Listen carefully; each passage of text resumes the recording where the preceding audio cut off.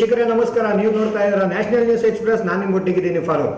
ಸ್ನೇಹಿತರೆ, ಇವತ್ತು ಕರ್ನಾಟಕ ರಾಜ್ಯದಲ್ಲಿ ಅತಿ ದೊಡ್ಡ ಚರ್ಚೆ ಇರೋದು ಏನಂದರೆ ಸರ್ಕಾರಿ ನೌಕರ ಸಂಘದಲ್ಲಿ ಚುನಾವಣೆ ನಡೀತಾ ಇದೆ. ಈ ಚುನಾವಣೆ ಕಡೆ ಎಲ್ಲ ರಾಜ್ಯದ ಎಲ್ಲ ಸರ್ಕಾರಿ ನೌಕರರ ಕಣ್ಣಿದೆ. ಹಾಗೂ ಈ ಚುನಾವಣೆಯಲ್ಲಿ ಮುಂದಿನ ಪಟ್ಟ ನಾನೇ ಏರ್ತೀನಿ ಅಂತ ಈ ಚುನಾವಣೆಗೆ ಸ್ಪರ್ಧಿಸಿರುವ ಕೃಷ್ಣಮೂರ್ತಿ ಅವರು ನಮ್ಮ ಜೊತೆಗಿದ್ದಾರೆ. ಬನ್ನಿ ಇವ್ರ ಹತ್ರ ಮಾತಾಡೋಣ. ಈ ಚುನಾವಣೆ ಬಗ್ಗೆ ಇವ್ರ ಹತ್ರ ಸ್ವಲ್ಪ ನಾವು ಮಾಹಿತಿ ಕಲೆಕ್ಟ್ ಮಾಡೋಣ. ನಮಸ್ಕಾರ ಸರ್, ಹೇಳಿ ಸರ್. ಈ ಚುನಾವಣೆಯಲ್ಲಿ ಎಲ್ಲರಿಗೂ ಆಸೆ ಇದೆ, ನಾವೇ ಪಟ್ಟಿಗೆ ಇರಬೇಕು. ಹಾಗೆ ನಿಮ್ಮ ಪ್ರಿಪ್ರೇಷನ್ಗಳು ಏನೇನಿದೆ ಸರ್? ಏನು ಸರ್ಕಾರಿ ನೌಕರ ಸಂಘದ ಅಧ್ಯಕ್ಷ ಚುನಾವಣೆ ಈಗೇನು ಇಡೀ ರಾಜ್ಯದಲ್ಲಿ ತಾಲೂಕು ಅಧ್ಯಕ್ಷರು ಮತ್ತು ಇದು ಯೋಜನಾ ಪ್ರಾಧಿಕಾರ ಅಧ್ಯಕ್ಷರು ಹಾಗೆ ಮತ್ತು ಬೆಂಗಳೂರು ರಾಜ್ಯ ಪರಿಷತ್ ಅಧ್ಯಕ್ಷರು ಇದು ಪರಿಷತ್ ಸದಸ್ಯರ ಚುನಾವಣೆ ಏನು ನಡೀತಾ ಇದೆ. ಈ ಹಂತದಲ್ಲಿ ಈ ಬೆಂಗಳೂರಲ್ಲಿ ಸುಮಾರು 74 ರಾಜ್ಯ ಪರಿಷತ್ ಸದಸ್ಯರಲ್ಲಿ ಈಗಾಗಲೇ ನಮ್ಮ ತಂಡದಿಂದ ಪ್ರಜಾಸತ್ತಾತ್ಮಕ ತಂಡದಿಂದ ಸುಮಾರು 54 ಜನ ಆಲ್ರೆಡಿ ಜೈಬೇರಿ ಬಾರಿಸಿದ್ದಾರೆ ಸರ್. ಹಾಗೆ ಇಡೀ ತಾಲೂಕಲ್ಲಿ 183 ಇಡೀ ರಾಜ್ಯದಲ್ಲಿ 183 ತಾಲೂಕುಗಳಲ್ಲಿ ಸುಮಾರು ಈಗಾಗಲೇ 145ಕ್ಕೆ ಹೆಚ್ಚಿನಲ್ಲಿ ತಾಲೂಕು ಅಧ್ಯಕ್ಷರು ನಮ್ಮ ಪರವಾಗಿ ಆಯ್ಕೆಯಾಗಿದ್ದಾರೆ, ನಮ್ಮ ತಂಡದ ಪರವಾಗಿ ಆಯ್ಕೆಯಾಗಿದ್ದಾರೆ ಸರ್. ಹಾಗೆ ಮತ್ತೆ ಈಗೇನು ಮುಂಬರುವ ಏನು ಜಿಲ್ಲಾಧ್ಯಕ್ಷರ ಚುನಾವಣೆ ಇದೆ, ಅದು ಸಹ ನಮ್ಮ ಬೆಂಬಲಿತ ನಮ್ಮ ಪ್ರಜಾಸತ್ತಾತ್ಮಕ ವೇದಿಕೆ ಬೆಂಬಲಿತ ಅಭ್ಯರ್ಥಿಗಳು ಹೆಚ್ಚಿನ ರೀತಿಯಲ್ಲಿ ಆಯ್ಕೆ ಆಗ್ತಾ ಇದ್ದಾರೆ ಸರ್. ಆ ಒಂದು ದೃಷ್ಟಿಯಲ್ಲಿ ನಮ್ಮ ಪ್ರಜಾಸತ್ತಾತ್ಮಕ ತಂಡ ಜೈಬೇರಿ ಬಾರಿಸುತ್ತೆ ಅಂತ ಹೇಳೋ ಒಂದು ವಿಶ್ವಾಸದಲ್ಲಿ ಇದೀವಿ ಸರ್. ಸರ್, ಈಗ ಕಳೆದ ಸರಿ ಎಲ್ಲ ನೀವು ಪ್ರೆಸ್ ಮೀಟ್ಗಳು ಮಾಡಿದಾಗ ನೀವು ಹೇಳಿದ್ದೀರ ಹಲವಾರು ಅಭ್ಯರ್ಥಿಗಳ ಹೆಸರುಗಳು ಪಟ್ಟಿಯಿಂದ ಕೈ ಬಿಟ್ಟಿದ್ದಾರೆ ಅಂತ. ಇದು ನಿಮ್ಗೇನಾದ್ರೂ ಮುಂದಿನ ದಿನಗಳಲ್ಲಿ ಮೈನಸ್ ಆಗುತ್ತಾ ಸರ್? ಸರ್, ನಾವು ಅಭ್ಯರ್ಥಿಗಳ ಅವರು ಹೆಸರುಗಳು ಬಿಟ್ಟಿದ್ದಾರೆ. ಈಗೇನು ಹಾಲಿ ಅಧ್ಯಕ್ಷರಿದ್ದಾರೆ ಅವರು ಪಟ್ಟಿಗಳ ಹೆಸರು ಬಿಟ್ಟಿರೋದ್ರಿಂದ ಅವರೆಲ್ಲ ಏನು ಸಿಡಿದೈತಿ ಈಗೇನು ಹಿಂದಿನ ಅಧ್ಯಕ್ಷರು ಅವರ ಕಾರ್ಯವೈಖರಿನ ಧೋರಣೆ ಖಂಡಿಸಿ ಇವತ್ತು ನಮ್ಮ ಪ್ರಜಾಸತ್ತಾತ್ಮಕ ವೇದಿಕೆಯನ್ನು ಬೆಂಬಲಿಸ್ತಾ ಇದ್ದಾರೆ ಸರ್. ಸರ್, ಈಗ ಮುಂದಿನ ದಿನಗಳಲ್ಲಿ ನಾವು ಏನು ಈಗ ಅಧ್ಯಕ್ಷ ಚುನಾವಣೆ ಈಗ ಜಿಲ್ಲಾ ಹಂತ ಮತ್ತು ತಾಲೂಕು ಹಂತ ಮತ್ತು ರಾಜ್ಯ ಪರಿಷತ್ ಚುನಾವಣೆ ಮುಗಿದ ನಂತರ ಅವಾಗ ನಮಗೆ ಸಂಪೂರ್ಣವಾಗಿ ಇಡೀ ರಾಜ್ಯದಲ್ಲಿ ಒಂದು ಅಭ್ಯರ್ಥಿ ಗೆದ್ದು ಬಂದಿರೋರು ಸದಸ್ಯರ ಮತದಾರ ಅಧ್ಯಕ್ಷ ಚುನಾವಣೆಗೆ ಯಾರು ವೋಟ್ ಮಾಡಬೇಕು ಅನ್ನೋದು ಒಂದು ನಮ್ಮ ಕ್ಲಿಯರ್ ಪಿಕ್ಚರ್ ಬಂದ್ಬಿಡುತ್ತೆ ಸರ್. ಆಮೇಲೆ ನಾವು ಪ್ರತಿ ಪರ್ಸನ್ ಮೀಟ್ ಮಾಡಿ ಅವರು ನಮ್ಮ ವೋಟ್ ಕೇಳಬೇಕಂತ ಒಂದು ಯೋಚನೆ ಇದೆ ಸರ್. ಚುನಾವಣೆ ಹಲವಾರು ಅಭ್ಯರ್ಥಿಗಳ ಪಟ್ಟಿಯಿಂದ ಹೆಸರು ಕೈ ಬಿಟ್ಟಿದ್ದಾರೆ.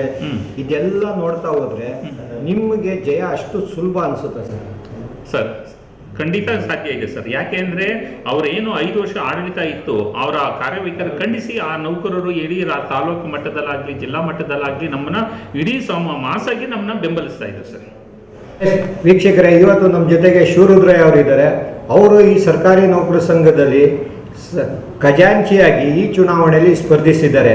ಇವ್ರ ಹೇಳಿಕೆ ಏನಿದೆ, ಇವ್ರು ಏನು ಹೇಳ್ತಾರೆ, ಹಾಗೂ ಸರ್ಕಾರಿ ನೌಕರಿಗೆ ಈ ಮುಖಾಂತರ ಏನು ಮೆಸೇಜ್ ಕೊಡೋಕೆ ಬಯಸ್ತಾರೆ, ಬನ್ನಿ ಇವ್ರ ಹತ್ರ ಕೇಳೋಣ.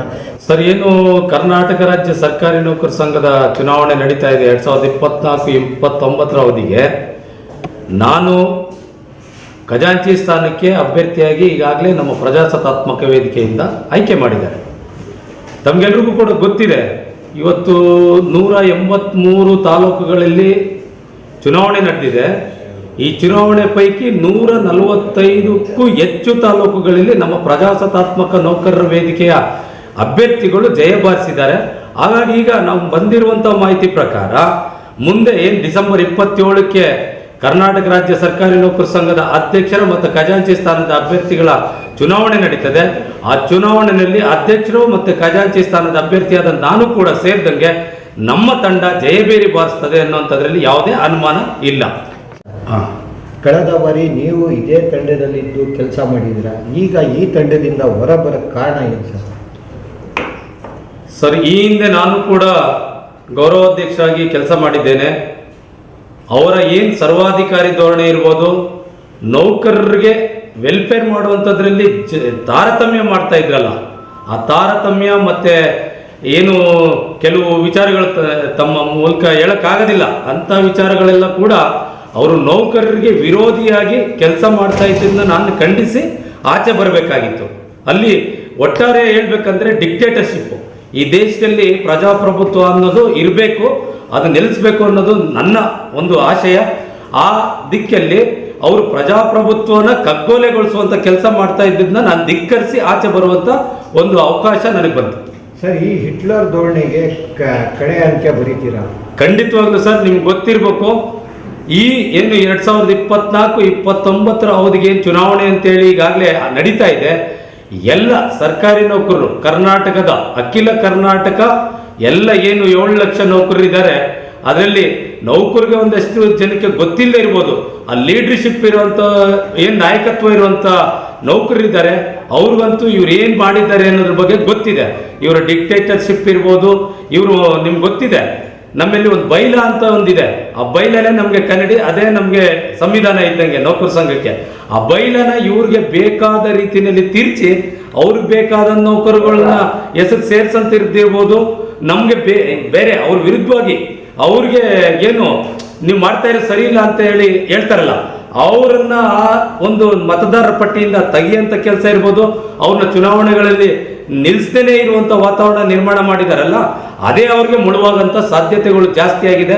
ಇರುವಂತ ಅವ್ರು ಏನು ತೊಂದರೆ ಕೊಟ್ಟರೋ ಆ ತೊಂದರೆಗೂ ಮೀರಿ ಏನು ಆಯಾಮ ಇತ್ತು ಆ ಆಯಾಮದಲ್ಲೇ ಚುನಾವಣೆ ಮಾಡೋದಕ್ಕೆ ಎಲ್ಲ ತಾಲೂಕು ಜಿಲ್ಲೆಗಳಲ್ಲಿ ನಮ್ಮ ನೌಕರರು ಕೆಲಸ ಮಾಡ್ತಾ ಇದ್ದಾರೆ.